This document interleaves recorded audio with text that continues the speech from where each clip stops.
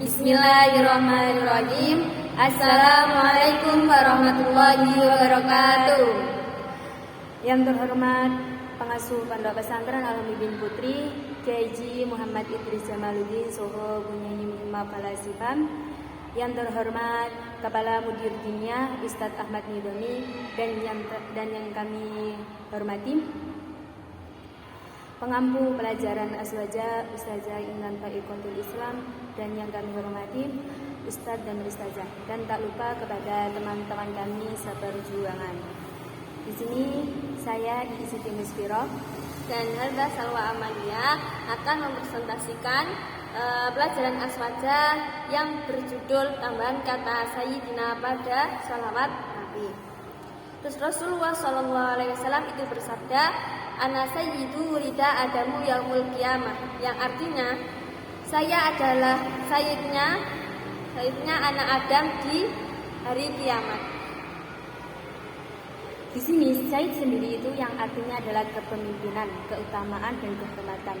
Yang mana pada keturunan anak Nabi Adam, Nabi Muhammad lah yang paling terhormat. Dan pada hari kiamat kan manusia itu kan dikumpulkan, dan Nabi Muhammad itu beliau yang paling dekat dengan Allah, sisinya niku paling dekat dengan Allah.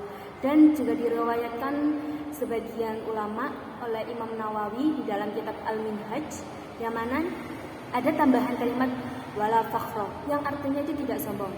Nah, dengan kesahitannya niku Nabi Muhammad niku tidak untuk kesombongannya beliau, bukan untuk kesombongannya beliau, tapi dengan kesahitannya niku, kenapa beliau menyebutkannya, kenapa beliau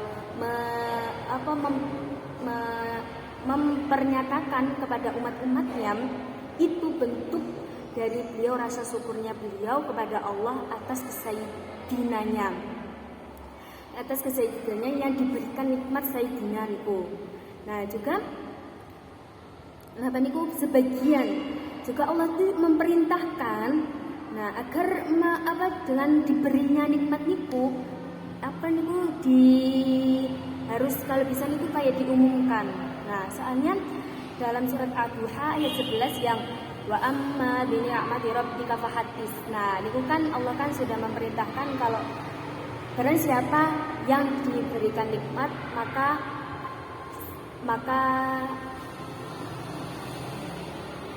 niku dipernyatakan, maka diumumkan. Jadi Nabi Muhammad itu ya menjalankan perintahnya Allah, maka dengan menyebutnya Sayyidina kepada umat-umatnya. Nah, tadi itu yang ana sayyidu itu untuk kalimat informasi, untuk informasi sebelumnya. Yang mana kata Sayyidina itu untuk kata Sayyidina itu bukan untuk menyombongkan. Terus lanjut di mangkon Rasulullah tersebut juga itu menjadi perlu, dengan kesaidan ini juga perlu bagi umat-umatnya. Jika tidak disebut Sayyidina, maka umat-umatnya itu akan ngawur, bisa sembrono, bisa boten sopan, bisa juga tidak menghormati. Dengan kesayyidinanya itu, jadi umat-umatnya itu tahu kedudukannya beliau itu sangat tinggi, sangat mulia. Jadi dengan sayyidinanya itu umat-umatnya itu jadi tahu, jadi tidak sembrono, tidak sopan santun. Nah, dengan kesayyidinanya itu, jadi ya sebagai umat-umat Nabi niki, jadi kita harus memuliakan Nabi Muhammad dan mengagungkan. Nah, di sini ada ayat surat Al-Fatih ayat 8-9 yang bunyinya A'udzu billahi minasyaitonir rajim. Bismillahirrahmanirrahim. Inna arsalnaka syahidan wa mubasysyiran wa nadhira litu'minu billahi wa rasulihi wa tu'azziruhu wa tuwaqqiruhu, yang artinya sesungguhnya kami telah memerintahkan kalian untuk menjadi saksi, membawa kabar gembira dan memberi peringatan agar kalian tuh beriman kepada Allah Subhanahu wa taala dan Rasulnya untuk mengagungkan dan memuliakannya. Jadi dari hadis dan ayat tersebut kan sudah dijelaskan ya, layak dan semestinya bagi umat-umat kami ini harus benar-benar memuliakan beliau harus benar-benar memuliakan Rasulullah.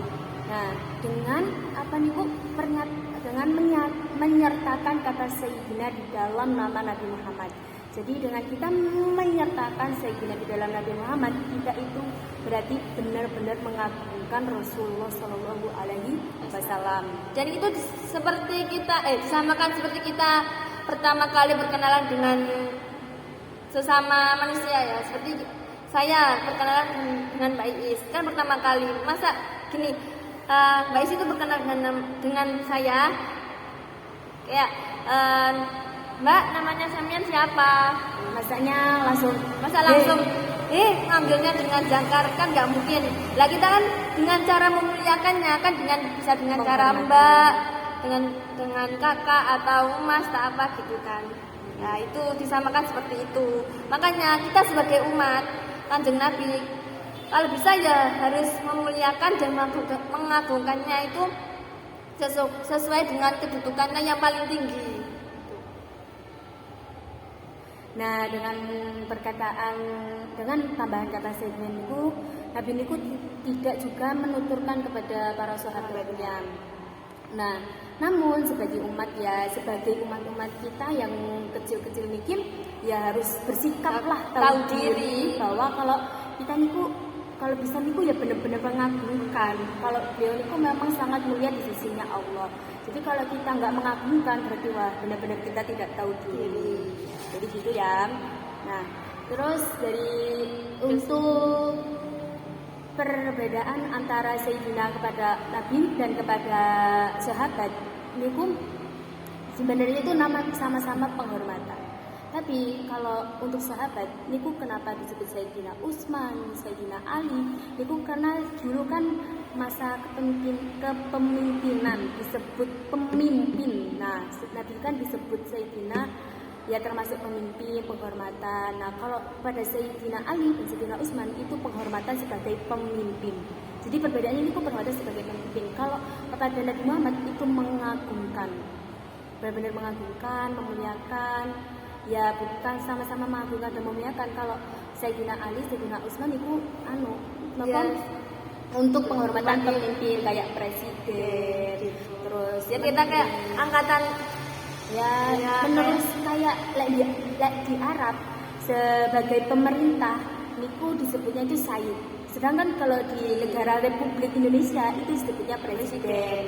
Nah, gitu nggih kayak sebagai penyebutan pemimpin. Nah, Sayyidina itu sebagai sebutan pemimpin. Dan itu menunjukkan rasa hormatan kita, rasa bersyukur kita pada kesimpulannya untuk kata Sayyidina niku. Oke, kesimpulan ya ini semuanya sudah jelas.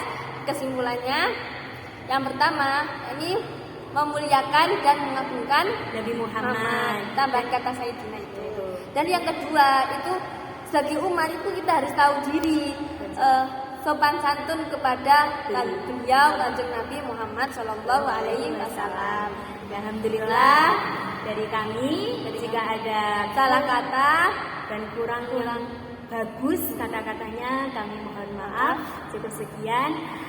Assalamualaikum warahmatullahi wabarakatuh.